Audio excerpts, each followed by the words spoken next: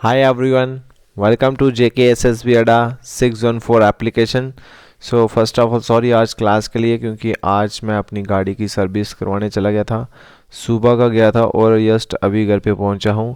और सुबह का खाना जस्ट अभी खा के फिर क्लास ले रहा हूं। ठीक है, ऐसे मैं पहले क्लास लेता था फिर खाना खाता था, बट आज मैं सुबह से गया हुआ था, दैट्स वाई मैं बहुत ही थक गया था, बड़ी ज़्यादा भूख लगी थी और दैट्स वाई मैं यहाँ पे अभी लेट हो गया हूँ। ठीक है, फर्स्ट ऑफ ऑल सॉरी। सो आप सबको पता है कि हमारा जो टॉपिक चल रहा है वो कौन सा है, रेशियो एंड प्रपोर्शन चल रहा है। सो ये रेशियो एंड प्रपोर्शन का आई थिंक ये लास्ट पार्ट ही होगा, लेक्चर नंबर 7। अगर एक पार्ट मुझे और ज़रूरत बनी तो मैं यहाँ पे बना दूंगा। ठीक है, देख लेंगे कोई मिसलेनियस क्वेश्चन अगर और ज़्यादा इंपॉर्टेंट होंगे फिर उसके बाद हम।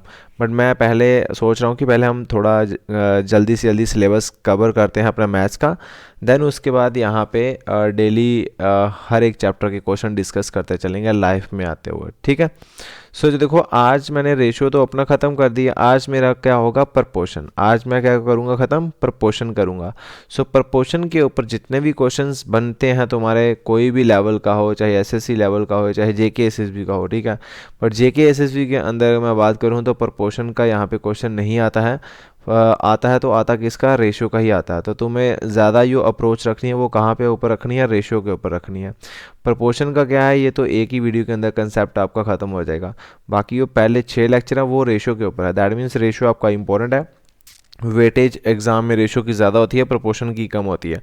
बट फिर भी मैं आपको प्रोपोर्शन आज करवाऊंगा, बिल्कुल इजी वे के अंदर करवाऊंगा। ठीक है, सो देखो सबसे पहले अगर बात करूँ तो मैं आपको कुछ होमवर्क दिया था, तो आई थिंक इनके सभी के आंसर्स भी आ ही गए थे बच्चों के। बट फिर भी वो बच्चे हैं जिन बच्चों से ये क्वेश्चन नहीं निकला, आपको पता है कि जो मैं होमवर्क देता हूँ वो मैं अगली वीडियो के अंदर उसका डिस्कस करता ही करता हूँ। सो देखो यहाँ पे बोल रहे देर आर ₹225 रुपीज़ दे के रखा हुआ। ठीक है, कितना रुपीज़ है, 225 रुपीज़ है मेरे पास। और उसके अंदर क्या क्या है भाई, फेस वैल्यू क्या है तुम्हारे पास, फेस वैल्यू है ₹1, 50 पैसा, 25 पैसे। ठीक है, और अगर मैंने बोला था अगर ये रुपीस है ना, तो जो रेशो दी होगी वो कॉइन की दी होगी, कॉइन की रेशो होगी। ठीक है, कॉइन की रेशो कितनी है, 8:5:3 आपके पास दे के रखी है यहाँ पे। ठीक है, सो अब आप सबको बताया मैंने क्या बताया था, मैंने आपको एक ही चीज़ बताई थी कि आपने हमेशा क्या करना, पैसों में कन्वर्ट कर लो, पैसों में कन्वर्ट कर लो। ठीक है, ये ₹1 का मतलब कितना होता है, 100 पैसा। और ये 225 रुपीज़ का मतलब होता है, मल्टीप्लाई 100 कर दो पैसे में तो 22500 आपका क्या आ जाएगा, पैसा। अब देखो जो भी मैंने बोला कि अगर मेरे पास यहाँ पे रुपीस है तो मुझे रेशो भी किसकी निकालने पड़ेगी, मनी की रेशो निकालने पड़ेगी। ठीक है, मेरे पास फेस वैल्यू है 100 पैसा और 100 पैसे वाले मेरे पास कितने कॉइन है, 8 कॉइन है। तो मेरे पास टोटल मनी कितनी हो जाएगी, 800 पैसा हो जाएगी। 50 पैसे वाले मेरे पास 5 कॉइन है, तो मैं बोलूँगा कि यो मेरे पास, अगर मैं पैसों की बात करता हूँ तो मेरे पास कितना पैसा हो जाएगा, टोटल 250 पैसा हो जाएगा। 25 वाले यहाँ पे 3 है, तो मैं बोलूँगा मेरे पास कितना हो जाएगा, 75 पैसा हो जाएगा। ठीक है, बट टोटल 22500 है मेरे पास। ये किसका है, मनी, A+B+C का, मतलब ₹1 का, 50 पैसे का और 225 का हो जाएगा। ठीक है, अब मैं जब इनको ऐड करता हूँ, ठीक है, तो वो मेरे पास निकल के आता है यहाँ पे कितना हो जाएगा, 8 और 2 कितना हो जाएगा, 12। नो नो, 8 2 10, 10 75 और यहाँ पे 50 कर लेंगे। ठीक है, तो ये कितना हो जाएगा, 1125। ठीक है, 1125 हो जाएगा। और 1125 का ये वैल्यू क्वेश्चन के अंदर है, वो कितना दे के रखा है, 22500 दे के रखा हो। जब आप यहाँ से 1 यूनिट का वैल्यू निकालोगे तो वो तुम्हारा कितना आ जाएगा, आई थिंक ये आपका कितना हो जाएगा, 2 के साथ ही इसकी मल्टीप्लाई होगी शायद। ठीक है, हाँ ये 2 से कटेगा, 11 11 25 है ना, 11 25 का अगर मैं यहाँ पे डबल काट दूँ, ठीक है, यहाँ पे डबल काटूँ तो ये तुम्हारा कितने टाइम, 2 टाइम, और ये वाला 20, तो 1 यूनिट का वैल्यू है जब वो कितना आ रहा है तुम्हारे पास, 20 आ रहा है। जब 1 यूनिट का वैल्यू 20 आ गया तो उसने क्या बोला, what is the number of ₹1 coin, ₹1 coin मतलब 100 पैसा। और कॉइन पूछ रहा है ना कि मनी पूछ रहा है, तो कॉइन की रेशियो कितनी है, 8 है। 1 यूनिट वैल्यू 20 और यहाँ पे 8 यूनिट वैल्यू कितनी हो जाएगी 160 हो जाएगी। दैट इज़ ऑप्शन नंबर ए इसका राइट आंसर। सभी का यहाँ पे ऑलमोस्ट आंसर 160 ही था। ये उन बच्चों के लिए था जिनको अभी तक क्वेश्चन नहीं निकालना या नहीं समझ आई थी, ठीक है। तो मैं उन बच्चों को सिर्फ यही बोलूँगा कि प्रैक्टिस करते रहो, ठीक है। जब तक प्रैक्टिस करते रहोगे तब तक तुम्हें मैथ्स आता रहेगा। जब प्रैक्टिस नहीं करोगे तो मैथमेटिक्स छूट जाएगा दिमाग के अंदर। 3 numbers A, B, C are in the ratio 12, 15, 25. If the sum of these number is 3, 1, 2, then the ratio between the difference of B and A and the difference of C and B, ठीक है। मेरे पास question जो है देख रखा बोल रहा कि सम ऑफ दीज 3 नंबर इज 3, 1, 2, ठीक है। किन का सम? इन रेशियो का सम, ठीक है। क्या नंबर है मेरे पास? 12, 15 और 25। बोलता है इन तीनों का जो सम है रेशियो का वो किसके बराबर है? 312 के बराबर है। 25 और यहाँ पे 15, 40, 40 और 12 कितने देंगे? 52। तो 52 यूनिट की वैल्यू कितने बराबर है? 312। तो एक यूनिट का वैल्यू कितना आ जाएगा? 312/52, ठीक है। अच्छा ये देखना यहाँ पे यूनिट डिजिट कितना है? 2 है, और 2 कब आएगा? जब मल्टीप्लाई 6 होगा। तो 52 से ये 6 टाइम कट जाएगा तुम्हारा पूरा का पूरा, ठीक है। 1 यूनिट का जो वैल्यू आएगा वो कितना आया? 6 आ रहा। जब एक यूनिट का वैल्यू 6 आ रहा, पहले उसने बोला ratio between the difference of B and A. तो पहले मैं नंबर निकालूंगा तो वो मेरे लिए हेडेक हो जाएगी। और आप सबको मैंने बताया है ये रेशो ही नंबर होते हैं। ये ए की रेशो है, ये बी की रेशो है, ये सी की रेशो है। मैं बोल रहा हूँ डिफरेंस किसका? बी माइनस ए का। और रेशो निकालना किसका डिफरेंस है? सी माइनस बी का। तो बी माइनस ए का जो डिफरेंस है रेशो के अंदर वो कितना है? 15 और 12 का। मैं बोलता हूँ यहाँ पे 15 और 12 है तो 3 का डिफरेंस हो जाएगा, ठीक है। अब एक चीज़ और देखो, ठीक है। यहाँ पे तुम्हारा सी और बी का जो डिफरेंस है, ठीक है, सी और बी का डिफरेंस है वो कितना हो जाएगा तुम्हारे पास? 15 और 25 हो जाएगा, ठीक है। सॉरी 25 और 15 का डिफरेंस कितना हो जाएगा? यहाँ पे 10 हो जाएगा, ठीक है। तो ये आ गया इनका डिफरेंस आ गया, ठीक है। ये आ गया इनका डिफरेंस आ गया भाई, ठीक है। और आप सबको पता ही है अगर एक यूनिट की वैल्यू 6 है तो यहाँ पे मल्टीप्लाई 6 होना और यहाँ पे मल्टीप्लाई 6 होना है, ठीक है। ये 6 और ये 6 क्या होना है? कैंसिल ही होना है, रेशो है। तो आंसर मेरा कितना होगा? 3:10। बेसिकली इस क्वेश्चन को आपने पूरा ऐसा सॉल्व किया था, मुझे पता है ऐसा आपने पक्का सॉल्व किया होगा, ठीक है। बट यार ये वो रेशो है जो आपके नंबर ही हैं। तो जो आपके नंबर होंगे लास्ट में आपके कटेंगे। तो सीधे आप यहाँ से ही इस क्वेश्चन को निकाल लेते ना डिफरेंस। यहाँ पे 12 और 15 का डिफरेंस कितना है? ये भी तो नंबर ही तो है तुम्हारे, ये भी तो लास्ट में नंबर ही तो है तुम्हारे। ये ए, बी और सी, बी और ए का डिफरेंस कितना यार? यहाँ पे 3 का। और यहाँ पे सी और बी का डिफरेंस कितना है? यहाँ पे 10 है। तो 3:10 तुम्हारा क्या हो जाएगा? आंसर हो जाएगा। 3:10 तुम्हारा क्या हो जाएगा? आंसर हो जाएगा। अब आपने मुझे पता है जब बच्चों ने मुझे निकाल के बताया था होमवर्क में तो ये मेथड अप्लाई किया था। वेल एंड गुड, आपको अंडरस्टैंड है कैसे करना है। बस अब आप थोड़ी सी लेटेस्ट यहाँ पे टेक्निक समझो कि जो चीज़ आपको दी है वही तो, ये रेशो ही तो आपके नंबर हैं और उन्हीं का तो डिफरेंस पूछ रहा था लास्ट के अंदर, ठीक है ना। क्लियर हो गया? चलो अच्छी बात है। सो आज जो मेरा टॉपिक है ना वो है प्रपोर्शन। क्या है आज मेरा टॉपिक? प्रपोर्शन भाई, ठीक है। जब मैंने आपको बोला था कि रेशो के अंदर क्या होता है?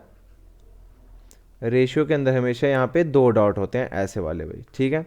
बट जब मैं इसको बात करता हूँ प्रपोर्शन की, तो प्रपोर्शन के अंदर इन्हीं 2 डॉट को और एक्सटेंड करके यहाँ पे 2 डॉट और लगाए जाते हैं और इसका ये मतलब हो जाएगा, ठीक है। रेशियो का मतलब क्या होता है? यहाँ पे डिवाइड करना। रेशियो का मतलब क्या होता है? यहाँ पे डिवाइड्स, ठीक है। बट प्रोपोर्शन का मतलब डिवाइड नहीं होता। जब ये 4 डॉट आ जाता है, प्रोपोर्शन का मतलब होता है इक्वल। प्रोपोर्शन का मतलब क्या होता है? इक्वल होता है। लगा बता?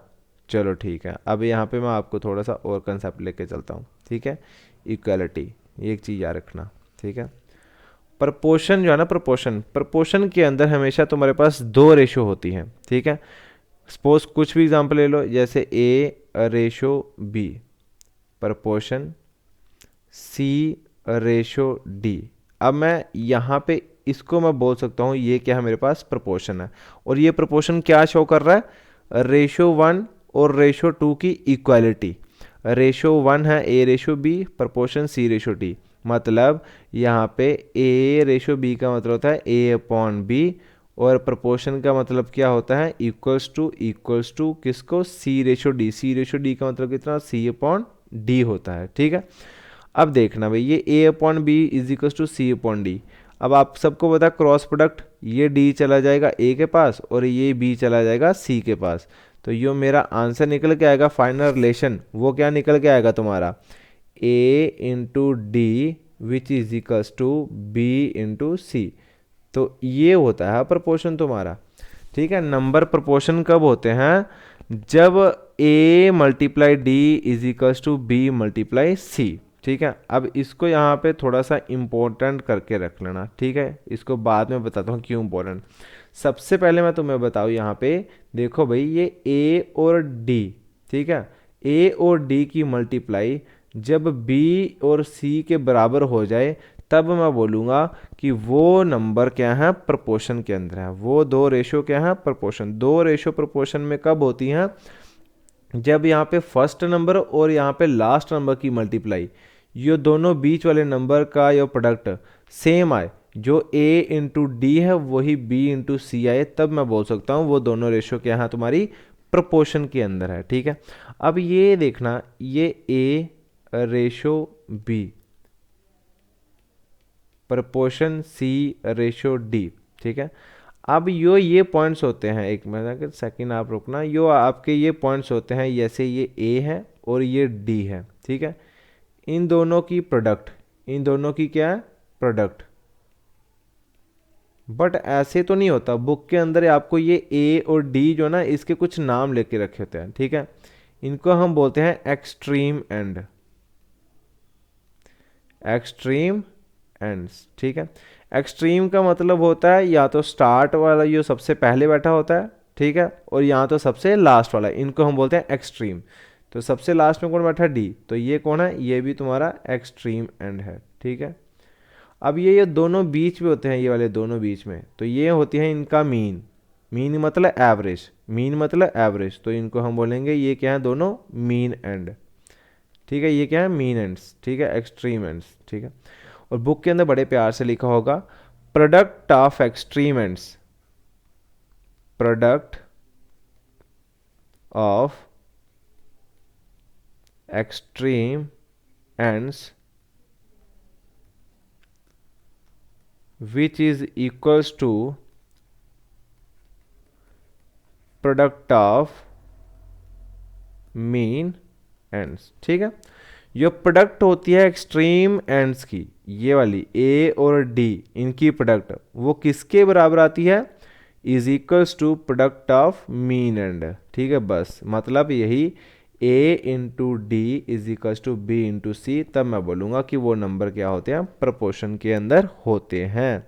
ठीक है, अब देखो मैं आपको बताता हूँ, अब अगली स्लाइड के अंदर हम चलते हैं कि प्रोपोर्शन की टाइप्स क्यों, कौन सी टाइप है। जैसे रेशो की टाइप्स हमने करी थी, रेशो की कौन कौन सी टाइप करी थी हमने, कंपाउंड रेशो, डुप्लीकेट रेशो, सब डुप्लीकेट, ट्रिप्लीकेट, सब ट्रिप्लीकेट एंड इनवर्स रेशो। वैसे ही तुम्हारे पास प्रोपोर्शन की भी टाइप्स होती हैं आगे। ठीक है, और वो कौन कौन सी टाइप होती है, सबसे पहले आती है मीन प्रोपोर्शन, फिर आता है तुम्हारा थर्ड प्रोपोर्शन, फिर आती है तुम्हारी फोर्थ प्रोपोर्शन। अब धीरे धीरे इनको थोड़ा डिस्कस कर लेते हैं। बट अभी मैंने आपको एक चीज़ बताई थी, मीन। मीन क्या होती है, बीच वाली सेंटर वाली वैल्यू होती है, बस एक चीज़ याद रखना। ठीक है, जो मीन प्रोपोर्शन है इसके अंदर भी तुम्हें A और B ही दिया होगा, मतलब दो वैल्यू दी होती है, एक और एक, दो। ठीक है, इसके अंदर भी तुम्हें एक और दो ही वैल्यू दी होती है। फोर्थ प्रोपोर्शन के अंदर तुम्हें A, B और C दिया जाता है, और तुमसे क्या पूछ लेता है, एक x मतलब D पूछ लेता है। फोर्थ प्रोपोर्शन मतलब चौथा नंबर क्या होगा। यहाँ पे थर्ड प्रोपोर्शन का मतलब यहाँ पे तुम्हारे पास एक, दो है, ठीक है, और ये तीसरा नंबर, और यहाँ पे आपके पास ये वाला आ जाएगा। ठीक है, तो आपसे थर्ड नंबर आपसे पूछ सकता है तुम्हारे पास। ठीक है, फोर्थ प्रोपोर्शन के अंदर तुम्हारे पास ये लास्ट नंबर तुमसे पूछेगा। और मीन प्रोपोर्शन मतलब इन दोनों के बीच वाली वैल्यू। ठीक है, इन दोनों के बीच वाली, A और B के बीच वाली वैल्यू तुमसे पूछेगा ही पूछेगा। ओके, लगा पता। तो देखो भाई, मीन मैंने बोला था, अभी यहाँ पे क्या होता है, मीन ये सेंटर वाली वैल्यू होती है। ठीक है, अब इसका मैं फार्मूला आपको बताता हूँ कैसे करना है, पर पूरा ड्राइव करके बताऊंगा फार्मूला। ठीक है, मैंने बोला ए और बी के बीच वाले नंबर मुझे लेट करने हैं। मीन का मतलब क्या होता है, मिडल नंबर, ये बीच में दो नंबर होते हैं। तो दैट मीन्स आपके पास अगर ए पहले नंबर पे है तो ए रेशो यहाँ पे एक नंबर होगा और प्रोपोर्शन यहाँ पे एक नंबर, और फिर यहाँ पे लास्ट में कौन हो जाएगा, बी हो जाएगा। क्योंकि मेरे पास ये वाले नंबर है ना, ये वाले, ये मीन है, ये मुझे निकालना है। क्योंकि उसने क्या पूछा है, फाइंड द मीन प्रोपोर्शन, कि मीन प्रोपोर्शन कैसे निकालेंगे। और अब याद रखना, जब भी तुम्हें मीन प्रोपोर्शन बोले तो ये तुम्हें दिए होते हैं दो नंबर, कोई भी दिए हो आपको, ठीक है, यो ए और बी है, तो ये होते हैं तुम्हारे एक्सट्रीम एंड, पक्का देख के रखे होते हैं। ये क्या होते हैं तुम्हारे एक्सट्रीम एंड्स, तुम्हें देख के रखा होगा। और मीन तुम्हें पूछेगा, और मीन देखो भाई क्या करना, अगर यहाँ पे सपोज मैं यहाँ पे x लूँ तो यहाँ पे मुझे क्या लेना पड़ेगा, x ही लेना पड़ेगा बस। क्योंकि मीन दोनों सेम लेने पड़ेंगे, क्योंकि दोनों नंबर की एवरेज यहाँ पे क्या बोल रहा है, सेम ही है। ठीक है, और अब तुम्हें फार्मूला पता ही है, प्रोडक्ट ऑफ एक्सट्रीम एंड कितनी हो जाएगी, ए बी, ठीक है, बीच में प्रोपोर्शन है, which is equal to product of extreme and, extreme and की प्रोडक्ट x इंटू एक्स। तो ये A B is equal to x into x कितना होता है, यहाँ पे बीच में अगर प्रोडक्ट हो तो जिसकी पावर कुछ नहीं उसकी पावर 1 होती है, और जब प्रोडक्ट हो यहाँ पे बीच में मल्टीप्लाई तो x इंटू एक्स कितना हो जाएगा, x square, base same powers are added. तो यहाँ पे तुम्हारे पास x, यहाँ पे स्क्र की वैल्यू कितनी आ रही है, ए बी, ठीक है, और x square is equal to A B हो जाएगा, और x square is equal to A B हो जाएगा। ठीक है, बट मुझे तो क्या निकालना है, मैंने यो मीन है वो क्या लेट किया है, एक्स लेट किया है, ये तो एक्स स्क्र है, तो यो मीन है, मीन हो जाएगा मीन, तो फिर एक्स इज इक्वल टू ये स्क्र इधर की क्या हो जाएगा, अंडर रूट हो जाएगा। तो यहाँ पे क्या बनेगा तुम्हारे पास, A B, under root A B. तो ये तुम्हारे पास निकल के आया। कभी भी तुमने मीन प्रोपोर्शन निकालना हो, जो नंबर्स तुमने दिए हो, जो नंबर तुम्हें दिए हैं, आपने उन दोनों की मल्टीप्लाई करके ऊपर यहाँ पे अंडर रूट लगा देना, तो आपका क्या निकल जाएगा, मीन प्रोपोर्शन निकल जाएगा। क्या निकलेगा, मीन प्रोपोर्शन निकलेगा। वैसे ही अब आपको थर्ड प्रोपोर्शन निकालना है। धीरे धीरे एग्जांपल भी इसकी करवाता हूँ आगे, बट आप पहले कंसेप्ट को समझो अच्छी तरह से। ठीक है, थर्ड प्रोपोर्शन क्या होता है, ठीक है, देखो चीज़ थर्ड यहाँ पे बोल रहा है, तो अब ये दो नंबर आपको बार बार लिखना पड़ेगा। ठीक है, एक तीसरा नंबर तुमसे पूछ रहा है। ठीक है, सो यहाँ पे देखो, यहाँ पे भी क्या होगा, A ratio B proportion B ratio X, बस ये एक चीज़ याद रखना। तीसरा नंबर तुमसे पूछ रहा था, ए और बी दो नंबर है, और ये आपसे तीसरा नंबर मैंने लेट कर लिया, कितना, एक्स लेट कर लिया बस। ठीक है, तो ये जो आपको एक चीज़ याद रखना, जब थर्ड प्रोपोर्शन दिया हो तो ये बी जो ना, बी आपका मीन हो जाएगा। अगर बी आपका मीन यहाँ पे है तो यहाँ पे भी क्या होगा, मीन, क्योंकि मीन क्या होना चाहिए, सेम। ठीक है, इसके अंदर क्या होना चाहिए, मीन प्रोपोर्शन क्या होना चाहिए, सेम होना चाहिए।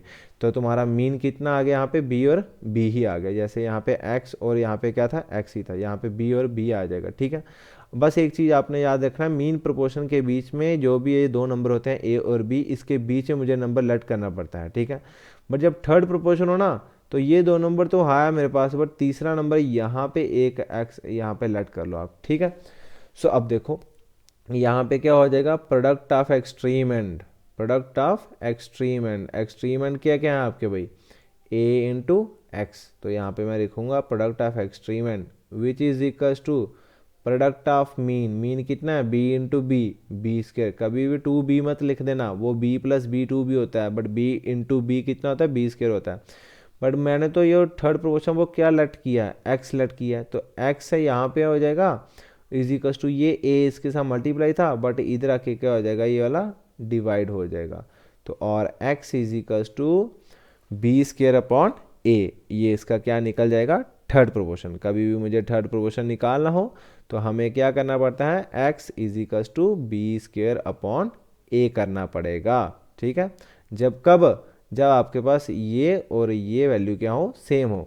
जब आपके पास दो चीज़ें दी हों, जैसे ए और बी है, तो इनका थर्ड प्रोपोर्शन निकालना ना, तो अब हमें क्या करना पड़ेगा, ये बी और बी क्या होता है, सेम हो जाएगा। ठीक है, बट अगर कल को तुम्हें अगर ऐसे ए बी और यहाँ पे एक नंबर और आ जाए, फिर आप कैसे लट करोगे, फिर आपको फिर से लट करना पड़ेगा, वो मैं आगे जाके बताऊंगा आपको। ठीक है, वो मैं आगे जब क्वेश्चन आएगा तब आपको मैं बताऊंगा कैसे उसको करना है हमने। ठीक है, लगा पता, डाउट क्लियर है।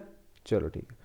फिर अगला आता है तुम्हारा फोर्थ प्रोपोर्शन। इसको मार्क कर लेना, ये आपको पक्का मैं बताऊंगा, इसके बेस के ऊपर क्वेश्चन रखे क्योंकि इसके बेस पर इंपॉर्टेंट क्वेश्चन बन सकते हैं तुम्हारे पास, ठीक है। कई बड़े सारे चैनल वाले आपको बताएंगे कि अगर यहाँ पे 3 वैल्यू गिवन होती हैं, ऐसे ए बी सी है, तो वहाँ पे सीधे सीधे फोर्थ प्रोपोर्शन निकालना है। बट कल को तुम्हें थर्ड प्रोपोर्शन लिख दिए, फोर्थ प्रोपोर्शन की जगह 3 वैल्यू दे के बोलेगा फाइंड द थर्ड प्रोपोर्शन, फिर क्या करोगे? फिर ये फोर्थ प्रोपोर्शन वाला फार्मूला लगाओगे तो वो तो आंसर गलत आएगा। वहाँ पे भी थर्ड प्रोपोर्शन का ही फार्मूला लगेगा, वो आगे जाके बताता हूँ क्वेश्चन के अंदर, ठीक है। अब देखो फोर्थ प्रोपोर्शन के अंदर एक बिल्कुल सिंपल सा कंसेप्ट है। ए है मेरे पास, बी है मेरे पास, सी है मेरे पास, बट डी नहीं है, बस इसको मानो आप, ठीक है। जब आपके पास 3 वैल्यू दे के रखी हो ए बी सी, तो फोर्थ प्रोपोर्शन पूछ ले तो आराम से आंसर आ जाएगा। क्या होगा? A ratio B proportion C ratio D. और ये अभी मैंने आपको निकाल के बता दिया था पूरा, ठीक है। इसकी और इसकी मल्टीप्लाई, ये इसको डी को मान लो आप एक्स, ठीक है। डी नहीं मानना, इसको क्या मानना आपने? एक्स, क्योंकि फोर्थ नंबर आपने निकालना है। और बी इंटू सी हो जाएगा, ठीक है। तो A into X which is equals to proportion था इक्वल्स टू और बी इंटू सी, तो यहाँ पे कितना आ जाएगा? बी सी हो जाएगा। बट मुझे तो एक्स की वैल्यू निकालनी है वाली, अब ये यहाँ पे मल्टीप्लाई इधर आके क्या हो जाएगा? इक्वल्स टू के इधर आके ये तो डिवाइड हो जाएगा। ये क्या हो जाएगा? ये तो डिवाइड हो जाएगा। X is equals to B C upon A हो जाएगा। ओके, लगा पता भाई? यहाँ तक कंसेप्ट क्लियर है। अब धीरे धीरे तुम्हें मैं क्वेश्चन के ऊपर लेके चलूंगा। जब भी हमें मीन निकालना हो, हम क्या करते हैं? X is equals to under root A B.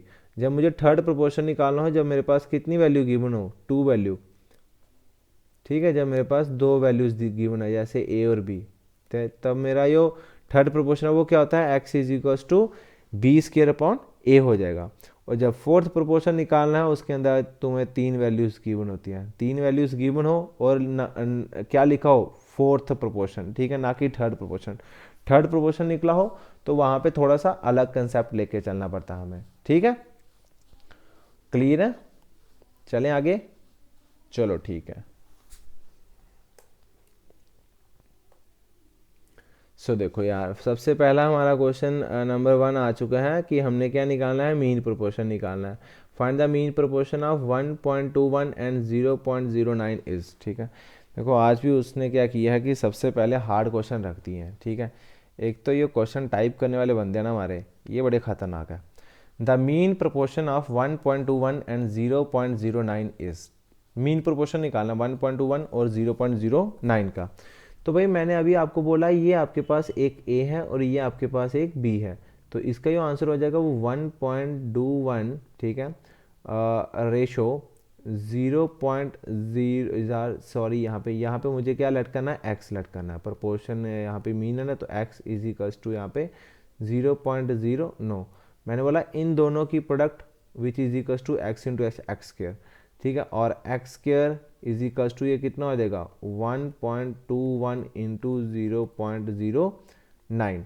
और x is equals to under root, अगर जिसको नहीं पता है, ठीक है, कि डायरेक्ट कैसे करना है, तो फिर उसके लिए तो ऐसे ही करना पड़ेगा मुझे, नहीं तो मुझे पता था यहाँ पे इन दोनों का मल्टीप्लाई करके अंडर रूट ही कर देता हूँ, ठीक है।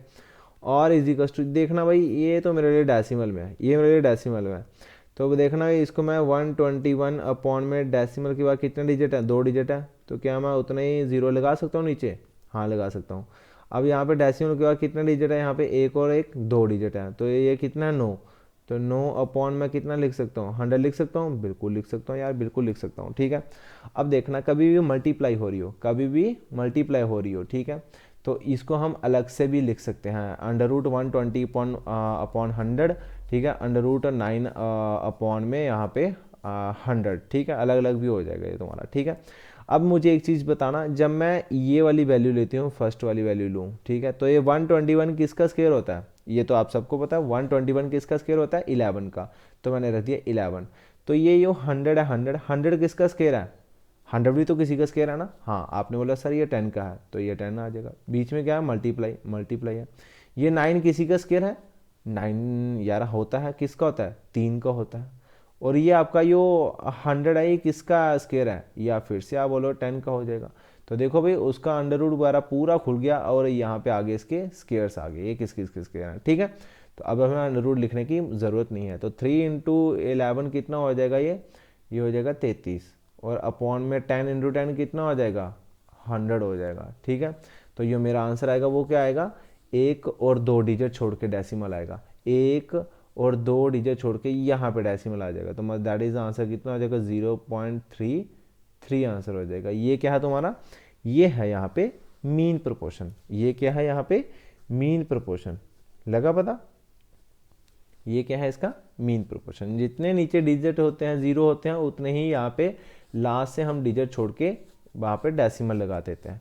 तो है कोई यहाँ पे 0.33, 3.33, 3.03, 0.033, यहाँ पे जीरो है मेरा, बट जीरो है नहीं है, तो आपका सेकंड ऑप्शन इसका राइट आंसर हो जाएगा, 0.33 इसका राइट आंसर हो जाएगा। लग गया पता, लग गया मेरे प्यारे बच्चों कैसे करना है इसको क्वेश्चन को, ओके ठीक है।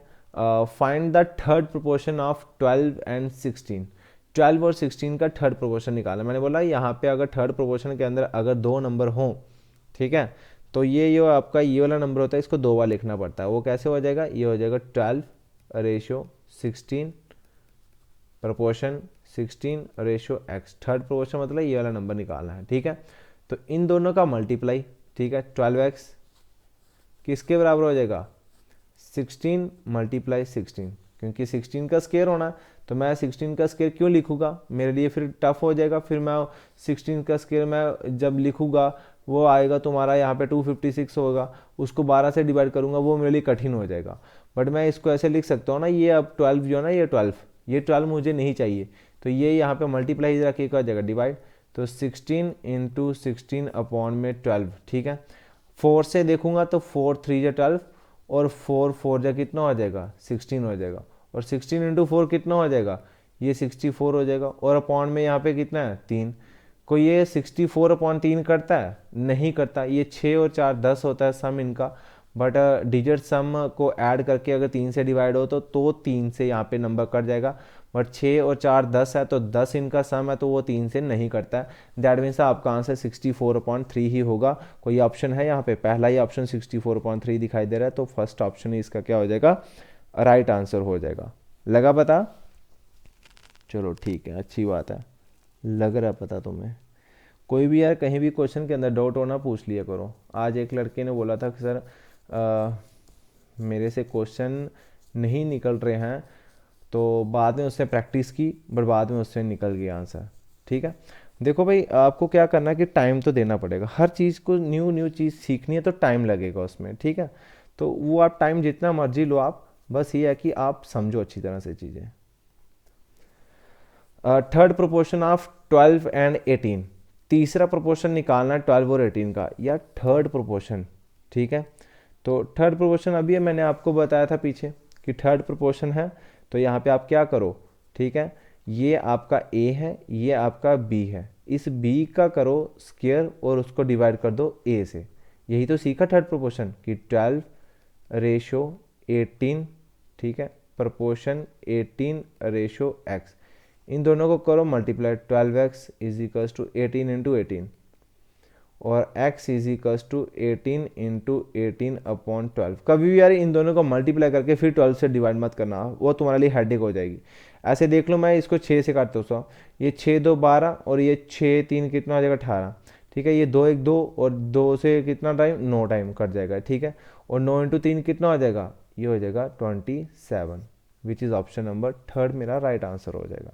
कुछ नहीं किया, अगर मैं 18 × 18 अपॉन में 12 है, ठीक है, और अगर कल को मैं ऐसा अगर 18 का स्क्वायर कर दूं तो वो मेरे लिए कितना हो जाएगा, 324 होता है। स्क्वायर और क्यूब याद कर लेना, और अपॉन में 12। अब ये मेरे लिए टफ है, ये मेरे लिए टफ है, या मैं इसको ऐसे काट दूँ 18 × 18/12, और ये 6 से 6 2 12 और ये 6 3 18, ये 2 1 2, ये 2 9 से 18 और 9 3 27, ठीक। कैलकुलेशन फास्ट है तो आप बोलोगे सर ये 12 से सीधे 27 टाइम ही 324 होता है, बट ये मेरे लिए थोड़ा टफ था और ये मेरे लिए थोड़ा सा इजी था, इसलिए हम क्या करते हैं, हम मल्टीप्लाई नहीं करते हैं साथ साथ में, ठीक है। लगा पता, अच्छी बात है ना। चलो ठीक है। अगला क्वेश्चन है find the fourth proportion to 4, 9, 12। ठीक है, 4, 9 और 12 का यहाँ पे फोर्थ प्रोपोर्शन निकालना है। दैट इज मतलब आपके पास ए है, आपके पास बी है, प्रोपोर्शन आपके पास सी है, बट आपके पास एक डी नहीं है। तो इसकी और इसकी मल्टीप्लाई कितनी हो जाएगी 4x, which is equals to 9 into 12। तो 9 इंटू 12 करो। मैंने बोला इन दोनों को मल्टीप्लाई नहीं करना है, बस खाली x के लिए क्या हो जाएगी 9 इंटू 12 अपॉन में 4। 4 1 या 4, 4 3 या 12, और 9 इंटू 3 कितना हो जाएगा 27। तो दैट इज आपका जो फोर्थ प्रोपोर्शन आया है 4, 9, 12 का, वो कितना आया यहाँ पे 27 आया है। लगा पता है ना, मज़ा आ रहा है ना। देखो इसके इससे ज़्यादा आपको और क्या पूछ सकता है एग्जामिनर, ठीक है, क्योंकि प्रोपोर्शन में है ही यही है। ठीक है, प्रोपोर्शन में है ही यही आपका कंसेप्ट है। ठीक है, फिर अगला क्वेश्चन है यहाँ पे द फोर्थ प्रोपोर्शन टू 0.12, 0.21 और यहाँ पे 8 इज। ठीक है, अच्छा क्वेश्चन है जिसको मैं बोल सकता हूँ 0.12 रेशो 0.21, प्रोपोर्शन यहाँ पे 8 और रेशो यहाँ पे x। ठीक है, ये और ये मल्टीप्लाई करो। ठीक है, ये कितना हो जाएगा 0.12x which is equals to 0.21 into 8 हो जाएगा। ठीक है, अब देखो क्या इसको मैं 12 अपॉन 100, ये डेसिमल के 2 डिजिट है, 12 अपॉन 100 x लिख सकता हूँ। और क्या मैं इसको कभी भी ऐसे लिख सकता हूँ 21 अपॉन में 100 और मल्टीप्लाई 8 लिख सकता हूँ? हाँ बिल्कुल लिख सकता हूँ, क्यों नहीं लिख सकता हूँ। ठीक है, अब आप सबको पता है कि ये जो 100 यहाँ पे जो डिवाइड हो रहा है, ये ऊपर जाके यहाँ पे क्या होगा मल्टीप्लाई होगा, और जब मल्टीप्लाई ऊपर हो जाएगा तो 100 एक नीचे वाला 100 एक ऊपर वाला क्या हो जाएगा कैंसल आउट हो जाएगा। इसलिए मैं बोलता हूँ कि जो ये मल्टीप्लाई में अगर सीधी सीधी वैल्यू है ऊपर में इक्वल्स टू में, जैसे ये है और ये ऊपर वाले सारे कट जाते हैं और ये नीचे वाले क्या हो जाएंगे कट जाएंगे। तो यहाँ से तुम्हारे पास कितना बचा 12x is equals to 21 into 8, और x इज इक्वल्स टू ये 12 मुझे नहीं चाहिए, यहाँ पे 21 इंटू 8 अपॉन में कितना हो जाएगा 12 हो जाएगा। ठीक है, और अगर मैं 4 का टेबल पढ़ूँ तो 4 से 3 टाइम 12 और 4 2 8 और 3 1 3 और 3 7 21। ठीक है, और 7 इंटू 2 कितना होता है 14 होता है भाई, ये 14 होते हैं भाई, और ये कितना हो जाएगा ऑप्शन नंबर 3 हो जाएगा। ठीक है, कुछ प्यारे बच्चे ऐसे भी होते हैं जो एक्स्ट्रा ऑर्डिनरी दिमाग लगा के बोलते हैं 0.12 है 0.21 है, यार ये आंसर होगा ना वो डेसिमल में होगा, वो 8.9 ही है, इसको टिक करके आते हैं यही तो आंसर हो सकता है। एग्जैक्ट क्यों होएगा, क्योंकि यहाँ पे तो 0.12 है और यहाँ पे 0.21 है, जो भी आंसर है वो 8.9 होगा। वो होते हैं एक्स्ट्रा ऑर्डिनरी दिमाग वाले। ठीक है, जो आपको कंसेप्ट नहीं समझते हैं। ज़रूरी थोड़ा है कि डेसिमल में ही आंसर आए, क्या पता एग्जैक्ट आंसर आए, जैसे अभी यहाँ पे एग्जैक्ट आया। ठीक है, आया ना चौथा आंसर मेरा है डेसिमल में, बट आया किस में एग्जैक्ट आंसर है। तो ऐसा दिमाग नहीं लगाना, पूरा क्वेश्चन को आराम से स्टेप बाय स्टेप सॉल्व करो, क्योंकि टाइम बहुत होता है जेके एसएसबी के पेपर में। 2 घंटे होगा और तुम्हारा पेपर ऑनलाइन होगा, याद रखना। और इतना 2 घंटा तुम्हारे पास अगर प्रैक्टिस की हो अच्छी तरह से ना, तो 1 घंटा या 1.5 घंटे के अंदर तुम लोग क्वेश्चन कर लो, आराम से हो जाएंगे। ठीक है, बढ़िया कि प्रैक्टिस बिना एक्से नहीं। ठीक है, ऐसे तुम्हें मैं 4 घंटे भी दे दूँगा पेपर में बिना प्रैक्टिस के, तो भी तुम लोग वहाँ पे 4 घंटे के अंदर पेपर करो। ठीक है, बट तुम्हें प्रैक्टिस करने पड़ेगी। ठीक है, प्रैक्टिस मोर एंड मोर। ठीक है, अच्छा जी ठीक है, लग गया पता। चलो ठीक है, अगला क्वेश्चन आ गया find the mean proportion between 0.08 and 0.18। Mean proportion तुम्हें अभी मैंने बताया था शायद कि इन दोनों को मल्टीप्लाई करके अंडर रूल लगा दो। अंडर रूल लगा दो किन को 0.08 मल्टीप्लाई 0.18। और अभी मैंने पीछे बताया है अभी आपको कि जब भी ऐसे डेसिमल होते इन दोनों को तोड़ो, ये कितना हो जाएगा 8 अपॉन में 100 मल्टीप्लाई में ये कितना हो जाएगा तुम्हारा, ये हो जाएगा 18 अपॉन में 100। ठीक है, अच्छा अब देख लेते हैं। अब तो यार ये तो 8 किसी का स्क्वायर है ना, 8 तो किसी का स्क्वायर है ही नहीं यार। 2 का स्क्वायर होता है 4 और 3 का स्क्वायर होता है 9, बट 8 तो किसी का स्क्वायर नहीं है। और इधर 18 है किसी का स्क्वायर, ये भी तो नहीं है यार। चलो यार अब क्या करें, अब कुछ नहीं करना, अब सिंपल ही क्वेश्चन निकालना पड़ेगा हमें, और क्या करना। सिंपल क्वेश्चन, 100 इंटू 100 और 8 इंटू 18, 8 8 64 और 8 1 8, 8 और 6 14, तो ये कितना हो जाएगा 144 हो जाएगा जब 18 इंटू 8 किया। और यार ये देखो ये 100 इंटू 100 है ना, ठीक है, ये 100 इंटू 100 कर लिया मैंने, ठीक है। अब आपको पता है कि जब कभी भी अंडर रूट के ऐसे हो, ऐसे 2 इंटू 2 इंटू 2, और आपको पता है कि जब दो बार 2 2 कॉमन आ रहा है ना, तो एक आपका 2 आया था बाहर और अंडर रूट 2 बच जाता है एक्स्ट्रा बाहर, ठीक है। जैसे मैं under root 3 into 3 into 2 into 5, ठीक है। तो अब देखो मैंने बोला कि जो भी यहाँ पे 2 बार आए number, same number square root के अंदर, ठीक है, तो ये 3 और 3 है ना बाहर, ठीक है, ये 3 एक बाहर आ जाएगा। ये क्यों आएगा 3 बाहर, क्योंकि 3 इंटू 3 कितना था 9, तो अंडर रूट 9 है ना, अंडर रूट 9 किसका होता है 3, तो इसलिए मैं बोलता है एक 3 बाहर आता है। 2 3 को अगर 2 3 है तो एक 3 आपका बाहर आ जाएगा। आगे कुछ भी अगर नहीं है तो फिर वो आपका under root 3 under root 5 into 2 कितना हो जाएगा 10 हो जाएगा। बट जैसे यहाँ पे देखो, यहाँ पे कितना है 100 और 100 है ना, तो एक 100 क्या हो जाएगा बाहर आ जाएगा। 200 है तो एक 100 तुम्हारा क्या हो जाएगा बाहर आ जाएगा। वैसे भी अगर मैं बोलूँगा ये, तो ये तुम बोलोगे सर ये कितना होता है, ये तो 1 1 2 3 4 हो जाए, ये तो तुम्हारा 10,000 हो गया। और 10,000 किसका अंडर रूट होता है तुम्हारा 100 का ही होता है। 100 इंटू 100 कितना हो जाएगा 10,000 हो जाएगा, ठीक है। और आप सबको पता है 144 किसका होता है, हाँ बिल्कुल पता है 12 का ही होता है। किसका होता है 12 का होता है।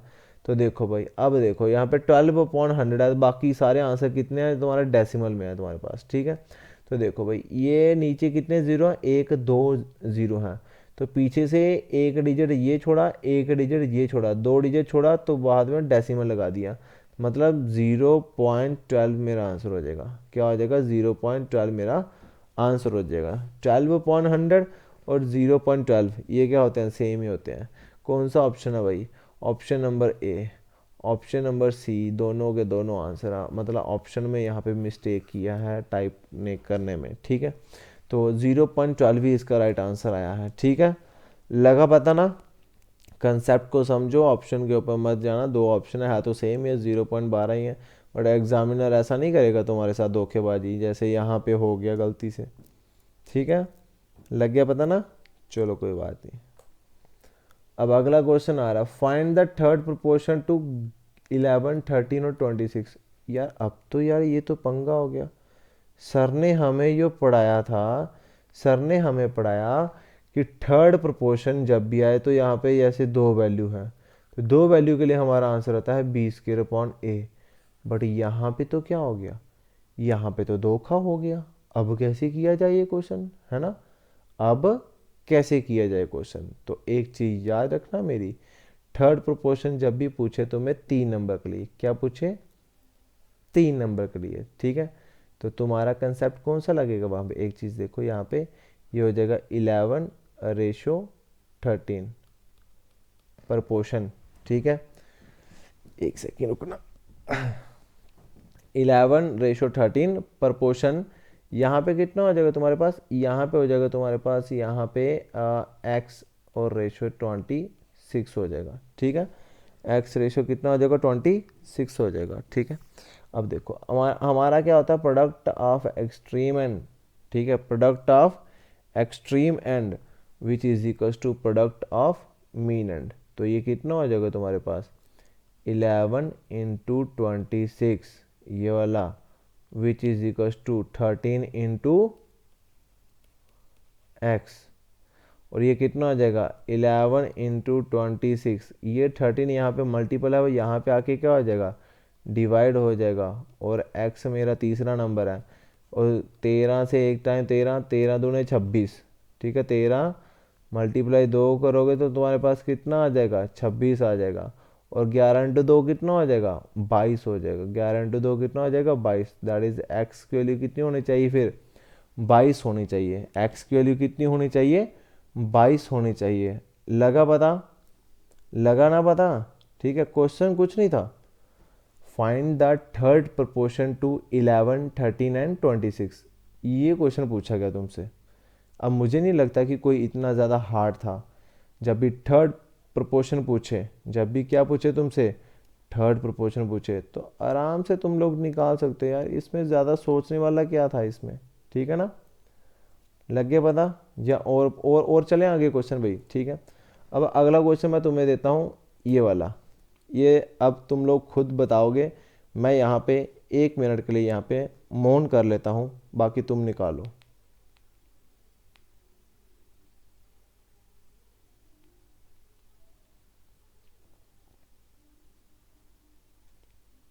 पानी पी रहा हूँ यार, इसलिए चुप हो गया हूँ, ठीक है, ज़्यादा घबराना नहीं है।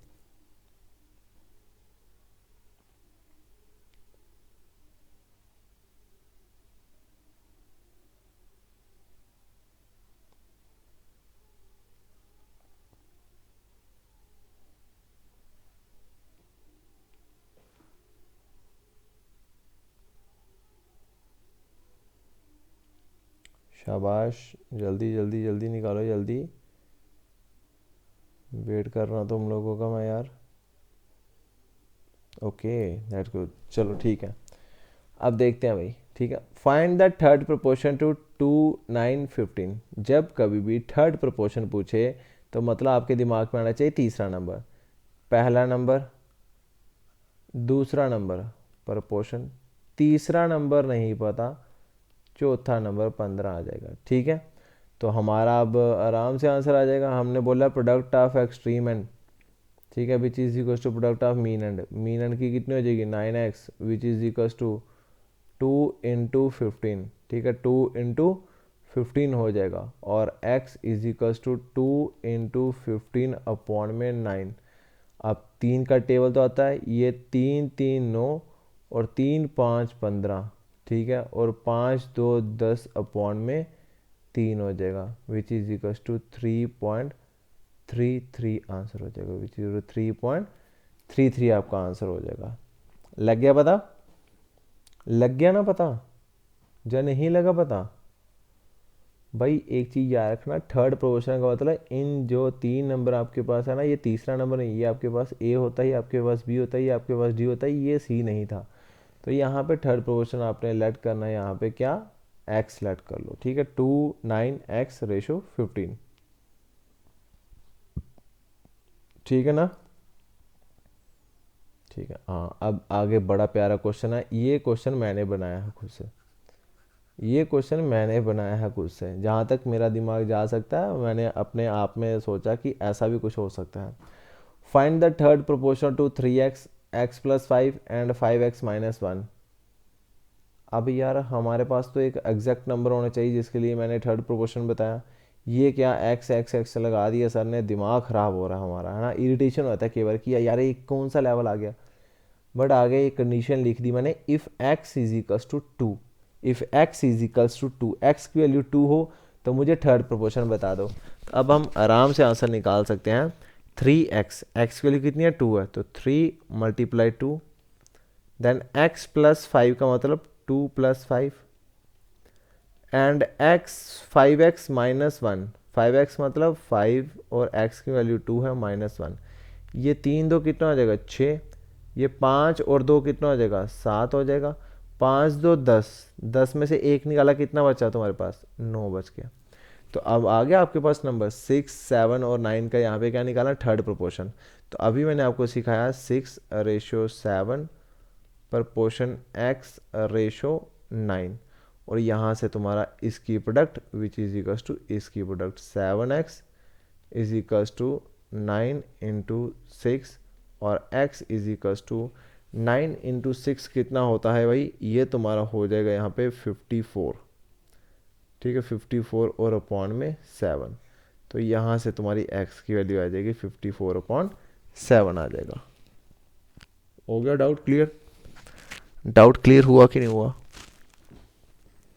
डाउट क्लियर हुआ कि नहीं हुआ भाई, हो गया, शाबाश, हो गया होगा ना, तो इसका आंसर कर देना मुझे, ये आपका होमवर्क के लिए है, ये आपका होमवर्क के लिए है। Find the mean proportion between the quantities 4 17/2 and 50, mean proportion निकालना है।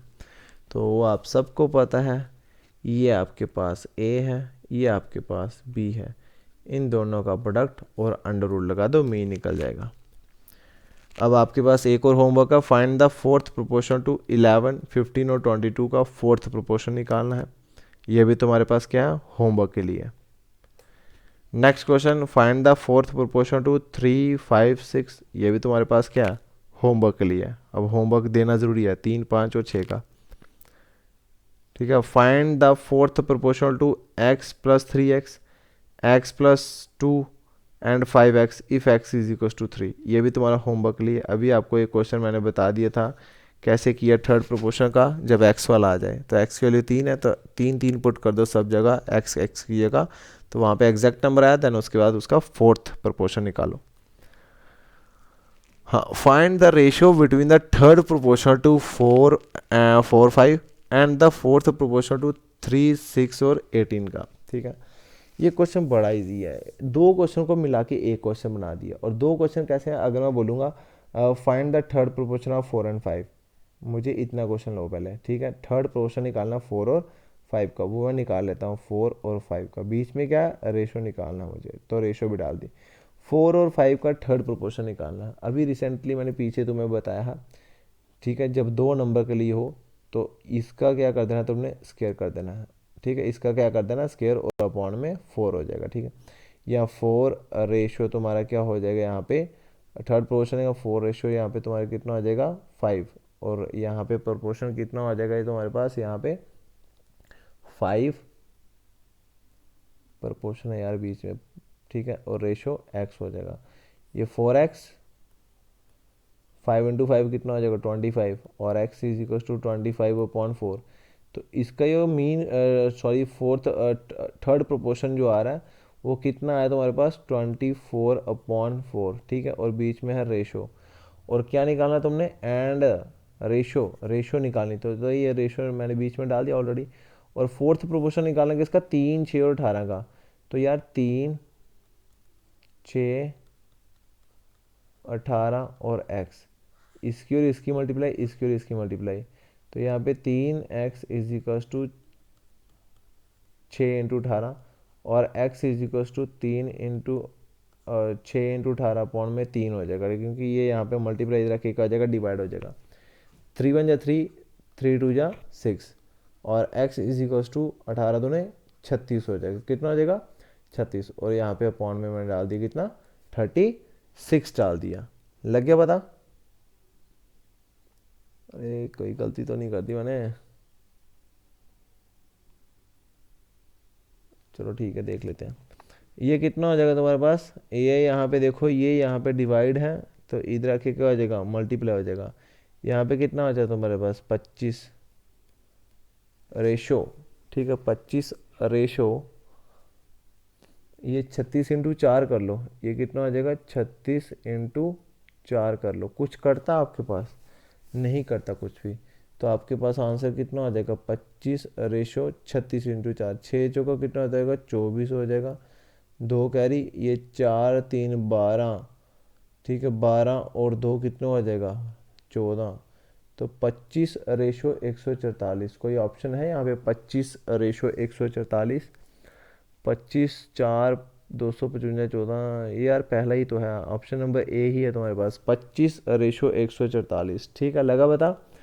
हमने क्या पूछा, फाइंड द रेशो बिटवीन, किसके बीच में, थर्ड प्रोपोर्शन और fourth proportion.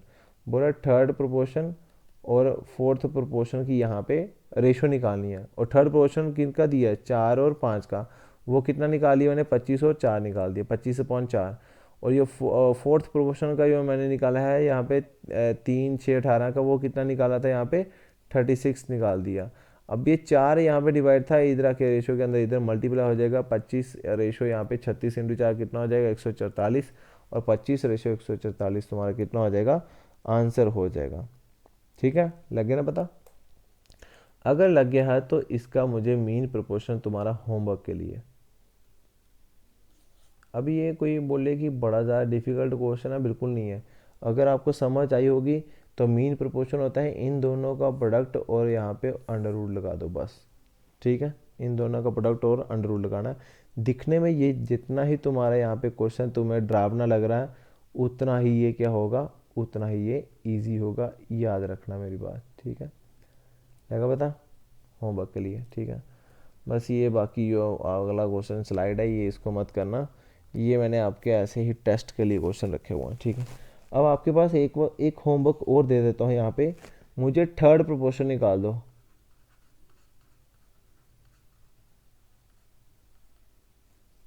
Third proportion of कितना 2 5 2 5 और 15 का 2 5 और 15 का मुझे थर्ड प्रोपोर्शन का यहाँ पे आंसर चाहिए। थर्ड प्रोपोर्शन ऑफ 2 5 एंड 15 का मुझे आंसर चाहिए, ठीक है। ऑप्शन मैं तुम्हें दे देता हूँ यहाँ पे 5 6 9 और यहाँ पे 15। ये आपके पास ए पार्ट, ये आपके पास बी पार्ट, सी पार्ट और यहाँ पे डी पार्ट। इसका यहाँ पे आप निकालोगे होमवर्क के लिए, ठीक है। लग गया पता। आई होप कि आपको समझ आ गई होगी। अगर समझ आ गई होगी ना तो प्लीज़ यहाँ पे अपना चैप्टर जो है ना ये क्लोज कर लो, ठीक है। इसी में तुम्हारा रेशियो एंड प्रोपोर्शन के अंदर मिक्सचर एंड एलिगेशन भी आता है तुम्हारा, ठीक है। बट वो हम क्या करेंगे सिलेबस के बाद करेंगे, क्योंकि जो उन्होंने टॉपिक लिखे हैं ना वही हम पहले करेंगे, रेशियो प्रोपोर्शन। अगर यहाँ पे लिखा होता ratio proportion and alligation, alligation उन्होंने दिया, एलिगेशन का मतलब होता है मिक्सचर एंड एलिगेशन, तो एलिगेशन का चैप्टर उसने बोला ही नहीं है तो हम नहीं करेंगे। हमने पहले वो करना है जो चैप्टर आपके सिलेबस के अंदर है, ठीक है। सो आई होप कि आज वाला लेक्चर आपको पसंद आया होगा। So thank you, have a nice day.